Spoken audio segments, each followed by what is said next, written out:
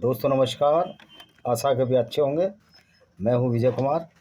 आज हम कुरान की कुछ आयतों का तबसरा करेंगे, आपको बताएंगे कि कुरान किस तरह एक गुंडागर्दी वाली किताब है, किस तरह कुरान की वजह से पूरी दुनिया बर्बाद हो गई। जैसा कि हम आपको बता रहे हैं कि चैप्टर 9 की हम 40 आयतें बता चुके हैं।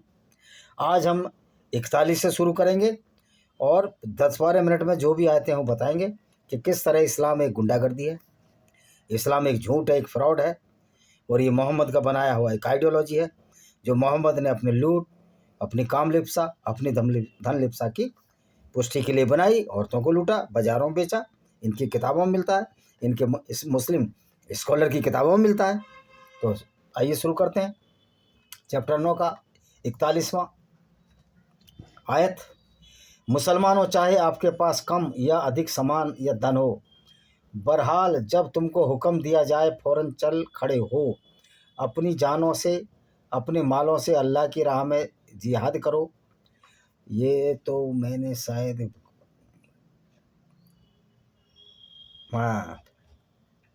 जिहाद करो। अगर तुम कुछ जानते हो समझ लो, यही तुम्हारे लिए बेहतर है। तो मोहम्मद को लूटने की आदत थी, लत थी, औरतें लूटता था काम इच्छा की पूर्ति के लिए। तो कह रहा अल्लाह के नाम पर अपनी राह में जिहाद करो। पहली बात तो अल्लाह कोई कैरेक्टर ही नहीं है, अल्लाह मोहम्मद का बनाया हुआ था। इसके अब मोहम्मद का इसमें वेस्टेड इंटरेस्ट था, लूट और धन की लालच और काम वासना की पूर्ति के लिए। तो ये लूटने चलता था और जिहाद असगर करता था, जिसका मतलब है छोटा जिहाद, यानी कि गैर मुस्लिमों की औरतों का कत्ल करना, उनके पूजा स्थल ढाना। गैर मुस्लिम में सारे आ जाते हैं, उसको जिहाद असगर कहते हैं। और एक होता है जिहाद अकबर इनका इस्लाम में, वो होता है अपने आत्माओं की शुद्धि करना, झूठ ना बोलना।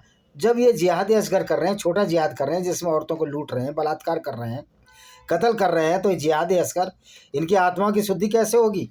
और ये जो मूर्ख भांड है बॉलीवुड का शाहरुख खान, वो कहता है कि हमारे इस्लाम में जिहाद का मतलब आत्मा की शुद्धि करना है। अबे भांड, मैं तुझे यही बता रहा हूँ कि जो जिहाद अकबर है वो अपनी आत्मा की शुद्धि करना है भांड। लेकिन जिहाद अकबर है, जिहाद असगर है गैर मुस्लिमों को कत्ल करना, इस्लाम फैलाना, उनकी औरतों से बलात्कार जाए, सेक्स स्लेव लौंडी बनाना। जब तुम जिहाद असगर कर रहे हो, छोटा जिहाद कर रहे हो, तो तुम्हारा जिहाद अकबर बड़ा जिहाद कैसे सफल हो सकता है। लूटपाट करने वालों का जिहाद आत्मा की शुद्धि हो सकती है क्या? कभी नहीं हो सकती। तो ये झूठ बोलते हैं साले, ये सारे जितने भी मुल्ले सब झूठ बोलते हैं। और मौलाना तो सबसे झूठे लोग हैं। ये नहीं बताते कि मोहम्मद लड़कियां लूटता था, उनको बाजारों में बेचता था, उनके साथ बलात्कार करता था। ये 42वां, ए रसूल, अगर लाभ समीप और सफ़र आसान होता तो यकीनन ये लोग तुम्हारा साथ देते, किंतु मार्ग की दूरी उन्हें कठिन और बहुत दीर्घ प्रतीत हुई। अगर पीछे रह जाने की वजह से पूछोगे तो ये लोग फ़ौरन अल्लाह की कसम खाएंगे, अगर हम में सामर्थ्य होती तो हम ज़रूर तुम लोगों के साथ खड़े होते। ये लोग झूठी कस्में खाकर अपनी जान आप हलाक किए डालते हैं। अल्लाह तो जानता है लोग बेशक झूठे। अब इसमें कह रहा है मोहम्मद कि अगर इनका सफ़र आसान होता तो लूट में ज़रूर जाते। हाँ, अगर सच्चा मुसलमान है तो सफ़र कठिन भी होगा, वो औरतों लूटने ज़रूर जाएगा। जैसा कि मोहम्मद के साथ मोहम्मद की फ़ौज, जो सच्चे मुसलमान थे, जो बलात्कारी थे, अपराधी थे, लुटेरे थे, वो जाते थे। और जो बेचारे नहीं जाते थे उनको ये कह रहा कि तुम क्यों नहीं जाते। यानी कि मोहम्मद का उद्देश्य ही था कि पूरी दुनिया को ऐसा गिरोह तैयार कर दूं इस्लाम के नाम पर, मुसलमानों का जो लुटेरे और बलात्कारी हों। मोहम्मद को ये नहीं पता था कि दूसरे लोग, गैर मुस्लिमों की संख्या बहुत ज़्यादा है। और जब ये ज़माना आएगा, आधुनिक युग, 20वीं सदी आएगी, 21वीं सदी आएगी, तो इस्लाम की जड़ें खोखली हो जाएंगी, अल्लाह कमज़ोर हो जाएगा और मिसाइल के मारे अल्लाह और मुल्ला दोनों डर जाएंगे। तो मोहम्मद ने तत्कालीन सोच थी उसकी, अनपढ़ आदमी था, वैसा ही सोचा। उसका खामियाजा आज जो बेचारे मुसलमान हैं उन पर जवाब देते नहीं बन रहा। मोहम्मद के नाम से बेइज्जत हो रहे हैं। फिर भी एक हमारे डिपार्टमेंट के महानुभाव हैं, सुप्रिटेंडेंट इंजीनियर रिटायर हुए हैं, मकबूल अहमद, मकबूल फिदा हुसैन की तरह ही हैं वो भी, जो ये कह रहे हैं आप इस्लाम को नहीं जानते। अरे इस्लाम को तुम नहीं जानते, हम तो जानते हैं। तुम्हारा मोहम्मद कातिल बलात्कारी था, औरतों को बाजारों में बेचता था, ये तुम्हारी किताबों से हमने जान लिया। सीरत रसूलुल्लाह की जो जीवनी है, जो कि इब्न इसहाक ने लिखी है, उससे ही जान लिया कि मोहम्मद बलात्कारी था, सेक्स स्लेव रखता था। 28 इसने रखेल रखी, 13 बीवियों से शादी की विभिन्न समय पर, 12-13 बीवियों से, और औरतों को ये बाजारों बेच देता था और औरतों को ये गिफ्ट में लेकर उनके साथ व्यभिचार यौनाचार करता था। जब उनको पत्नी भी पकड़ लेती थी, ये तो हम सब जानते हैं, लेकिन मकबूल अहमद तुम नहीं जानते और तुम छिपा भी नहीं सकते कि तुम्हारा मोहम्मद क्या करता था। तुम्हारी किताबें हैं, तुम्हें कुरान और अपनी किताबें जलानी पड़ेंगी अगर मोहम्मद को सही कैरेक्टर साबित करना है। और जब कुरान और किताबें जला दोगे तो मोहम्मद नाम का कैरेक्टर बचेगा ही का। मोहम्मद नाम का जो भी कैरेक्टर है, मोहम्मद नाम का जो व्यक्ति है, कुरान और हदीसों से बचा है, भले हुए गुंडा साबित हो रहा है, उसमें एक अलग चीज़ है। 43 रसूल आपको अल्लाह क्षमा करे, तुमने उससे पीछे रह जाने की इजाज़त ही क्यों दी? ताकि अगर तुम ऐसा ना करते तुम सच बोलने वाले उजागर हो जाते, तुम झूठ। कह रहा आपने उनको इजाज़त ही क्यों दी पीछे करने वाले का? आपको तो कहना था युद्ध में लड़ो। अब ये कौन कह रहा है? हे रसूल अल्लाह आपको क्षमा करे, कोई तीसरा व्यक्ति कह रहा है, ये अल्लाह तो नहीं कह रहा। अगर अल्लाह कहता तो ये बोलता हे रसूल मैं आपको क्षमा कर रहा हूँ, तो इसका मतलब ये अल्लाह का पैगाम ही नहीं है। कुरान इंसानी पैगाम है, ये इनकी आयतों से साबित हो रहा है। ए रसूल जो लोग दिल से अल्लाह और अंतिम दिन पर ईमान रखते हैं, वे अपने माल और अपनी जानों से जिहाद न करने की इजाज़त मांगने के लिए नहीं, बल्कि खुद जाएंगे। अल्लाह डर रखने वालों से खूब वाकिफ है। अल्लाह से मुसलमान इसीलिए डरता है कि मोहम्मद डराता था, बाकी अल्लाह तो कोई है नहीं। हम तो नहीं डरते अल्लाह से, हम तो पैगंबर को बोल रहे हैं, कि वो लुटेरा था, बलात्कारी था, औरतों को बाजारों में बेचता था। अल्लाह को दर्द ही नहीं हो रहा क्योंकि अल्लाह है ही नहीं। अल्लाह को तो जब भी दर्द नहीं आया जब मोहम्मद के दांत तोड़ दिए ऊद की लड़ाई में, और अल्लाह चू नहीं कर पाया, मोहम्मद ने अल्लाह कुछ नहीं कर पाया, न कोई फरिश्ता आया लड़ने। यानी मोहम्मद एक फ्रॉड इंसान था। पीछे रहने की इजाज़त तो बस वही लोग मांगेंगे जो अल्लाह और अंतिम दिन पर ईमान नहीं रखते, उनके दिल में संदेह है। तो भैया ना तो कोई अल्लाह है ना कोई आखिरी दिन है, ये सब चूतियापा है जो मोहम्मद ने चलाया।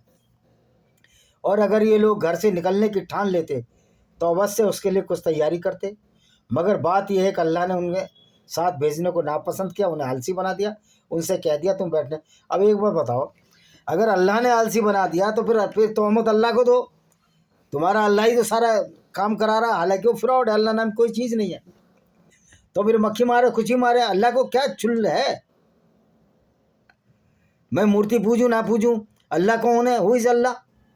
अल्लाह मेरे पैर की जूती के नीचे। अगर अल्लाह ये मुझको काफिर कह रहा है तो अल्लाह तो बड़ा नीच और पापी है मेरी नज़र में। मोहम्मद हमको काफिर कह रहा था, मोहम्मद बलात्कारी और गुंडा साबित है, वो कत्ल करता था। अब ये कह रहा है यदि, अब पता नहीं तीसरा आदमी कह रहा, अल्लाह तो कह नहीं रहा, यदि वे तुम्हारे साथ निकलते भी तो तुम्हारे अंदर खराबी के सिवा किसी और चीज़ की अभिवृद्धि नहीं करते, तुम्हारे बीच उपद्रव के लिए दौड़ धूप करते वह भी है, तो और तुम में वह भी हैं जो उनकी बातों पर ध्यान देते हैं, अल्लाह अत्याचारी को। अब मोहम्मद को क्या है, इसको चुल्ल थी कि इसकी सारी झूठी बात माने। तो उनमें से कुछ लोग कहते थे मोहम्मद झूठ बोल रहा है, हम तो आज ही बोल रहे हैं मोहम्मद झूठ बोल रहा है। तो उनके लिए बोलता था कि अल्लाह सब अत्याचारियों को भली बात जानता है। अरे अगर कोई अल्लाह है तो उससे तो बड़ा अत्याचारी कोई नहीं, पैगंबर से बड़ा तो कोई नीच प्रवृत्ति का अत्याचारी हुआ ही नहीं। ये तो हिटलर से भी मान गुंडा है। 38 ये रसूल उन्होंने तो इससे पहले भी उपद्रव मचाना चाहा और वे तुम्हारे विरुद्ध घटनाओं और मामलों के उलटने पलटने में लगे रहे, यहाँ तक कि हक आ पहुँचा और अल्लाह का आदेश प्रकट होकर रहा, यद्यपि उन्हें अप्रिय ही लगता रहा। तो ना तो अल्लाह का आदेश प्रकट होकर पहुँचा है, ना अल्लाह है। अल्लाह का नाम पर जो विचारधारा पर चलाई मोहम्मद ने, वो गुंडागर्दी वाली विचारधारा जिसे इस्लाम कहते हैं, इसलिए अप्रिय तो लगेगा ही। आप किसी को गाली दोगे, किसी को कत्ल करोगे, उसके औरतों के साथ बलात्कार करोगे, मलकाए अमीन बनाओगे और तुमको गाली भी ना पड़े। अरे इस्लाम के मानने वाले तो आतंकवादी मानते हैं, अब तो पुलिस की गोलियां पड़ रही हैं उनको, आर्मी की गोलियां पड़ रही है, पूरा देश मार रहे हैं, उनको मारना भी चाहिए। इन इस्लामिक गुंडों को ख़त्म करना चाहिए, इसमें हम सबको अमेरिका का साथ देना चाहिए। उनमें कुछ लोग तो ऐसे हैं जो साफ कहते हैं मुझे तो पीछे रह जाने की अनुमति दे दीजिए, मुझे परीक्षा में ना फंसाइए। रसूल परीक्षा में तो पहले ही पड़े हुए हैं। अब कौन कह रहा है ये रसूल परीक्षा में? अल्लाह तो बोल नहीं रहा था। जहन्नुम तो काफिरों से यकीनन घिरे हुए है।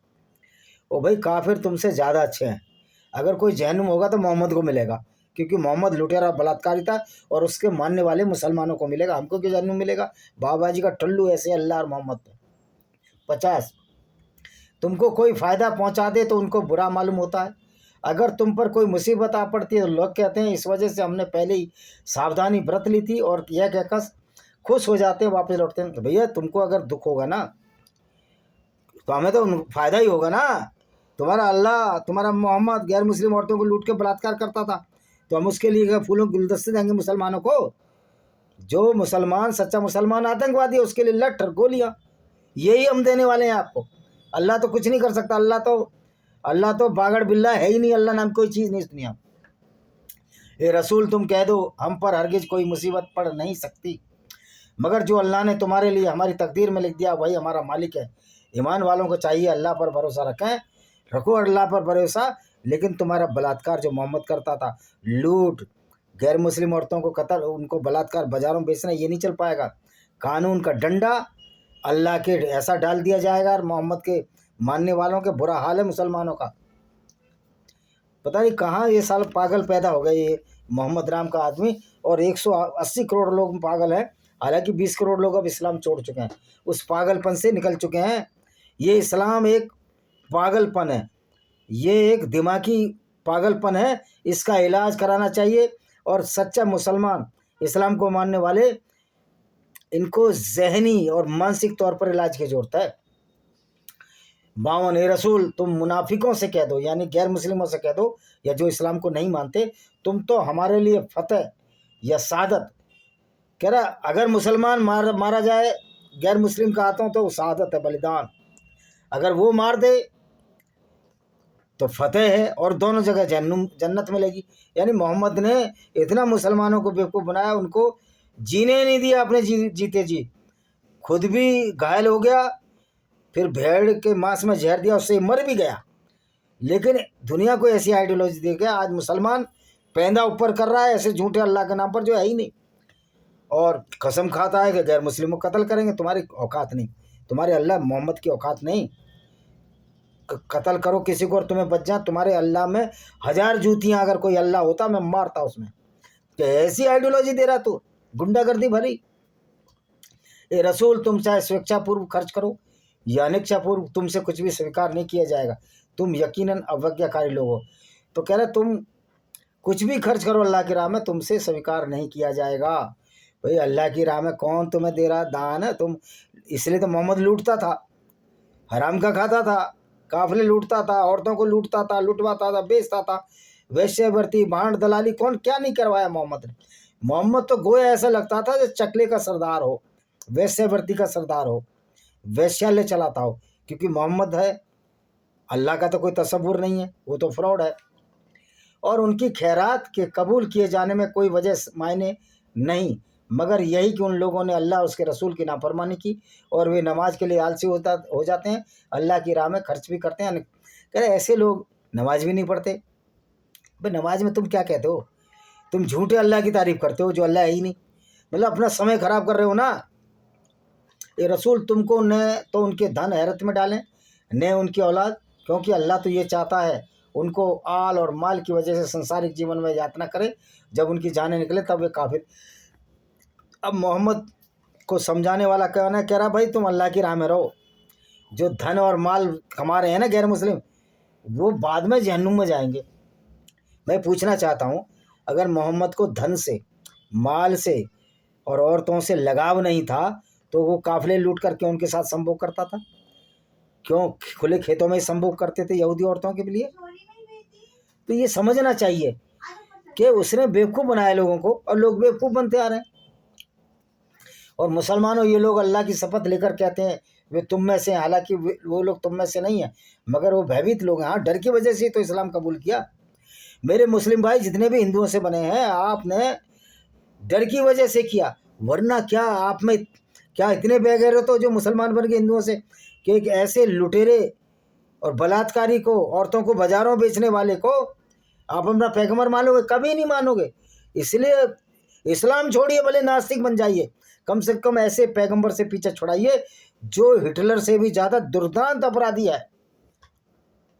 और यहीं कहीं ये लोग पनाह की जगह, किले या छिपने के लिए गुफा में घुस बैठने की कोई जगह पा जाए तो उसी तरफ, और मोहम्मद कह रहा है कि अगर इनको गुफा मिल जाए जान बचाने के लिए उधर ही जाएंगे। क्यों? मोहम्मद नहीं घुस गया था? जब उहद की लड़ाई में मोहम्मद का दांत तोड़ दिया, बहुत सारे मुसलमान मारे गए, तो मोहम्मद खुद लाशों के बीच में घुस के बैठ गया था।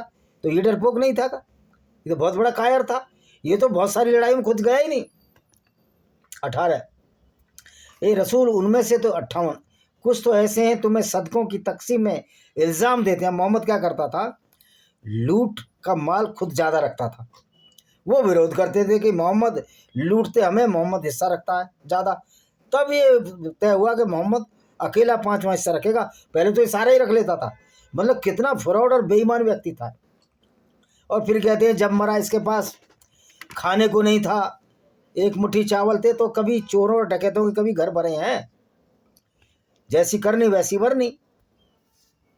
और 59वीं आयत, और जो कुछ अल्लाह ने और उसके रसूल ने उनको दिया, अगर वे लोग उस पर राजी रहते और कहते अल्लाह हमारे वास्ते काफ़ी है, जल्दी अल्लाह हमें अपने फजल और करम से और उसके रसूल दे ही देगा। यकीनन हम अल्लाह के, कह रहा अगर तुम इस पर कायम रहते इस्लाम पर, तो अल्लाह बहुत फजल रहमत करता, करम करता और तुमको इतनी ताकत बरसता कि तुम कुछ भी करते।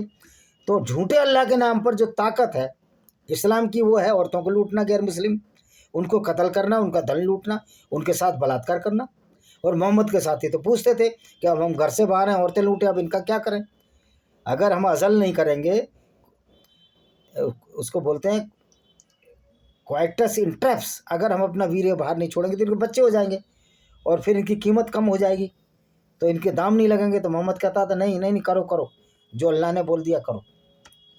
सदके तो बस गरीब और मोहताज उन लोगों के लिए जो इस काम पर नियुक्त हों, जिनके लिए उनके दिलों को आकृष्ट करना है और परचाना अभिष्ट हो। गर्दनों को